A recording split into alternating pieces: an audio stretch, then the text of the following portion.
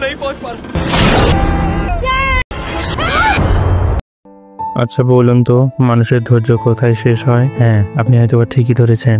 মানুষের ধৈর্য তখনই শেষ হয় যখন তার মৃত্যু হয়। অথবা আমরা এভাবে বলতে পারি, মানুষ তার মৃত্যুর আগ পর্যন্ত চেষ্টা করতে থাকে এবং সে নিজে বাঁচার জন্য প্রাণপণ চেষ্টা করে। আজকের মুভিটি সেই ইঙ্গিতে তৈরি করা হয়েছে যা 2022 সালে রিলিজ হয়েছিল, এবং এই মুভিতে দেখানো হয়েছে কিভাবে দুইটি বন্ধু একে অপরের পারস্পরিকতার সাহায্যে একদম মৃত্যুর মুখ থেকে বেঁচে ফিরেছে, এবং নিজেদের ধৈর্যের পরীক্ষাটি এই মুভিটির মাধ্যমে সুন্দরভাবে ফুটিয়ে তোলা হয়েছে। তো চলুন আর বেশি কথা না বাড়িয়ে আজকের মুভিটি শুরু করে দিই। তবে তার আগে আমি রাকিবুল হাসান আর এক্সপ্লেনেশনের পক্ষ থেকে তোমাদের জন্য আরো একটি নতুন মুভি নিয়ে আসলাম, and the movie name of fall. মুভির শুরুতে আমরা দেখতে পাই দুইটি মেয়েকে এবং একটি ছেলে। এই ছেলেটি ছিল দ্বিতীয় মেয়ে, অর্থাৎ এই কি মেয়েটির হাজবেন্ড, এবং তারা সফর করতে ভালোবাসতো, বিশেষ করে বিভিন্ন উচ্চতায় গিয়ে নতুন নতুন অ্যাডভেঞ্চার এবং নতুন জীবনের আনন্দ খুঁজত। ঠিক এইরকম এক অজানা এক পাহাড়ের উদ্দেশ্যে তারা ভ্রমণ করে, এবং সেখানে চড়তে গিয়ে সেখানে ড্যানের দুর্ধর্ষ মৃত্যু হয়, এবং এই মৃত্যুটি বুকি নিজ চোখে দেখেছিল, এবং এই মৃত্যুর পর থেকেই বুকি জীবনে নেমে আসে কালো ছায়া। সে আর সাধারণ জীবনে ফিরতে পারে না। এই ঘটনার পর থেকে সেখানে উপস্থিত ছিল তার প্রিয় বন্ধু হান্টারও বিষয়টি একদম সচক্ষে দেখে, কিন্তু সে নিজ জীবনে ফিরে গেলেও বুকি নিজ জীবনে আর ফিরে যেতে পারে না। পরবর্তীতে আমরা দেখতে পাই বুকি সব সময় আপসেট হয়ে বসে থাকতো এবং কোনো কাজেও তার ভালো লাগতো না। এমত অবস্থায় এই কথা যখন হান্টারের কানে চলে যায়, তখন সে বুঝতে পারে বুকিকে তার নিজ জীবনের স্বাদ আবারও ফিরিয়ে এনে দিতে হবে। এই চিন্তা ভাবনাতেই হান্টার প্রস্তুতি নেয় এবং বুকির বাড়িতে চলে আসে। পরবর্তীতে আমরা দেখতে পাই এই বুকি নামের মেয়েটি হান্টারের বাসাতে আসে এবং তাকে একটা প্রস্তাব দেয়। এই প্রস্তাবটি সে আগে থেকেই ভেবে এসেছিল, এবং সেই প্রস্তাবে সে বলে যে আমরা রাশিয়ার 2000 ফিট উচ্চতার এক টাওয়ারে উঠব, যে টাওয়ারটিতে উঠলে আমাদের আগের অ্যাডভেঞ্চার জীবনে ফিরে যেতে পারবো এবং তোমার জীবনের সকল অসময়ের কথা তুমি ভুলে যাবে। এই কথাটি শোনার সঙ্গে সঙ্গে বুকি অনেক বেশি ভয় পেয়ে যায়, এবং সে রাজি না হলেও হান্টার যেহেতু তার প্রিয় বন্ধু ছিল, সেই ক্ষেত্রে হান্টারের কথায় সে রাজি হয়ে যায়। পরবর্তীতে আমরা দেখতে পারি বুকি এবং হান্টার তারা সেই 2000 মিটার উচ্চতা বিশিষ্ট টাওয়ারে ওঠার জন্য প্রস্তুতি গ্রহণ করছে, এবং তারা সকাল সকাল বেরিয়ে পড়ে। পরবর্তীতে তারা যখন সেই টাওয়ারের চারপাশ ঘেরা একটি বেড়া দেখতে পায় এবং সেই বেড়ার কাছে যায়, তখন তারা বুঝতে পারে এটি একদম নির্জন এলাকা এবং এখানে মানুষের আসা যাওয়া একদম কম। তখন তারা ভাবে যে আমাদের জার্নিটা হয়তো আরো বেশি ভালো হবে। এই চিন্তা ভাবনা থেকেই তারা দুজন সেই টাওয়ারে ওঠার জন্য অগ্রসর হতে থাকে। পরবর্তীতে আমরা দেখতে পাই প্রত্যেকটা ধাপে ধাপে বুকি ভয় পেতে শুরু করে। অন্যদিকে তার ফ্রেন্ড হান্টার সে কৌতূহলের সঙ্গে এগোতে থাকে এবং বুকিকে বারবার সান্ত্বনা দিতে থাকে। একটা পর্যায়ে আমরা দেখতে পাই বুকি এবং হান্টার তারা দুজনেই সেই টাওয়ারে ওঠা একদম শুরু করেছে, এবং টাওয়ারটি দেখে মনে হচ্ছিল টাওয়ারটি মনে হয় অনেক পুরনো, এবং এর স্ক্রুগুলো বারবার এক ভয়ানক এবং আতঙ্ক গড়ে তোলে। কিন্তু তারা সে বিষয়ে লক্ষ্য না রেখে তারা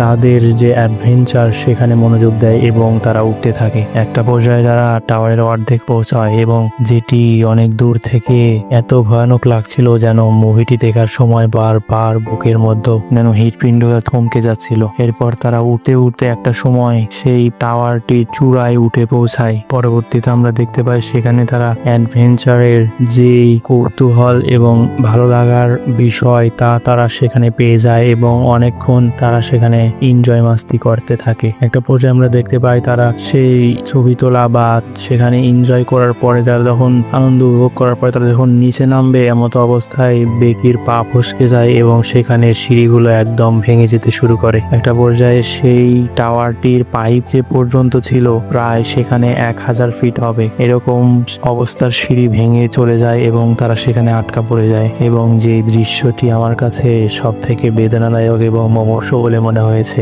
যাই হোক, পরবর্তীতে আমরা দেখতে পাই বুকি এবং হান্টার তারা দুজনে সেখানে সাধারণভাবে গল্প করতেছিল যেন তাদেরকে কেউ না কেউ উদ্ধার করবে। তাদের মনের মধ্যে এই চিন্তা কখনোই আসেনি যে তারা 2000 মিটার উচ্চতায় রয়েছে, তাই তারা সেখানে অনেকক্ষণ অপেক্ষা করে। দেখতে দেখতে 5টা ঘন্টা চলে যায়। এদিকে হান্টার যদিও অতটা টেনশন করছিল না, কিন্তু বুকির মনে ছিল অনেক টেনশন। তারপর আমরা দেখতে পাই বুকি বারবার বলে হয়তোবা আমাদের এখানে কেউ দেখতে পারবে না, আমরা এখানে আটকা পড়ে না খেতে পেয়ে মারা যাব। কিন্তু হান্টারের মনে ছিল প্রচন্ড সাহস। সে ভাবে যে আমাদের কাছে তো ফোন রয়েছে, আমরা কেননা রেস্কিউ টিমকে ফোন করি, আমাদেরকে উদ্ধার করে নিয়ে যাবে। এই কথাটি বলার সঙ্গে সঙ্গে তারা যখনই ফোনটা বের করে, সেই ফোন দেখা থেকে আমি একদম বিরত থাকবো, কেননা সেই ফোনে কোনো রকমের কোনো নেটওয়ার্ক সিগন্যাল ছিল না। অন্যদিকে আমরা দেখতে পাই এই ফোনে যখন সিগন্যাল পায় না, তখন হান্টারের মনেও এক ভয়ানক এর ছাপ তৈরি হয়েছে এবং হান্টারও চিন্তিত হয়ে পড়ে। পরবর্তীতে আমরা দেখতে পাই তারা